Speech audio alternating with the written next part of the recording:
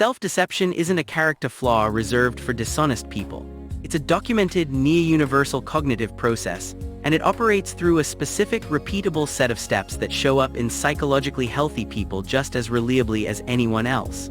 Step 1. You take an action or hold a belief that conflicts with another value or belief you also hold. Psychologists call the resulting internal discomfort cognitive dissonance, an uncomfortable state your brain is strongly motivated to resolve, one way or another. Step 2. There are technically two honest ways to resolve that discomfort: change the behavior to match the belief, or change the belief to match the behavior. Changing behavior is often harder, slower, and requires more sustained effort. Changing the belief, or more precisely, quietly editing your interpretation of the situation, is faster and requires no actual behavioral change at all, which is exactly why it's the path the brain defaults to more often than most people would like to admit. Step 3. This belief editing happens through a specific set of predictable mental maneuvers. Rationalization: constructing a plausible-sounding justification after the fact for a decision that was actually driven by something less flattering. Selective attention: the same confirmation bias mechanism covered elsewhere, now aimed inward, noticing and remembering details that support the more comfortable version of events while letting contradicting details slip past unexamined. And minimization: downgrading the significance of the conflicting information itself, treating a real problem as smaller or more excusable than an outside observer would judge it to be. Step 4. And this is the part that makes self-deception genuinely difficult to catch in the moment. None of this happens with the aha, "I am now deceiving myself," awareness that outright lying to another person carries. Self-deception is specifically effective because it doesn't register subjectively as deception at all.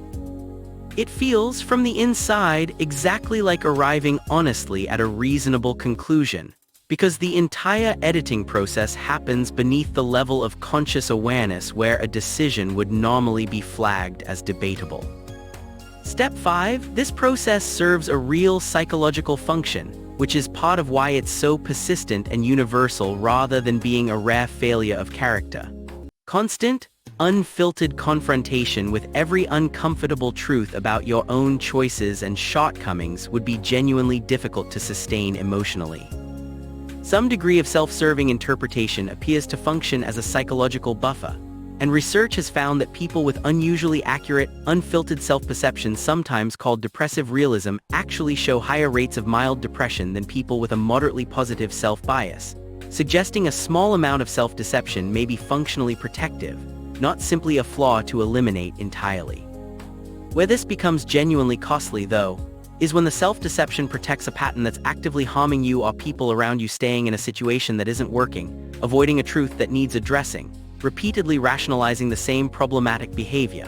The practical evidence-based countermeasure isn't attempting constant, exhausting self-scrutiny of every belief, which isn't sustainable or even necessary most of the time. It's noticing the specific pattern of rationalization forming in real time around decisions, with real stakes, catching the moment a justification arrives suspiciously quickly and conveniently, and asking directly whether you'd find that same justification equally convincing if someone else were the one making it. A specific practical version of this test: imagine a close friend describing the exact same situation and the exact same justification back to you, as if it were their decision, not yours. Removed from your own emotional investment in the outcome, most people find they can spot a weak rationalization in someone else's account almost instantly, even when the identical reasoning felt airtight applied to their own situation.